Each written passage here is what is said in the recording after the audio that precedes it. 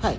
In this given problem that is based upon the motion of an object on an inclined plane, at this time here the object on an inclined plane, that is a scale, and on the scale this is the person. If the mass of the person, this is m, so his weight will be acting vertically downward, weight mg. So this weight may be resolved into two components. One of the component perpendicular to the inclined plane. If this angle is 30 degree, this angle here, that is also 30 degrees. So this component, that is mg cos 30 degree. Another component along the inclined plane in downward direction, under which the scale will be sliding down. And this component, that is mg sin 30 degree.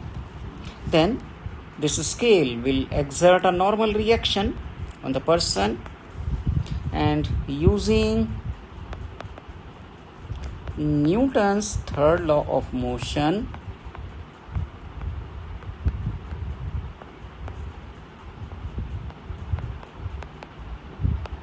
this normal reaction, that is equal to mg cos 30 degree, and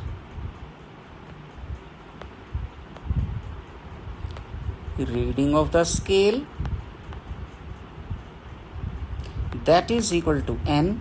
So finally we can say reading of the scale, that is equal to mg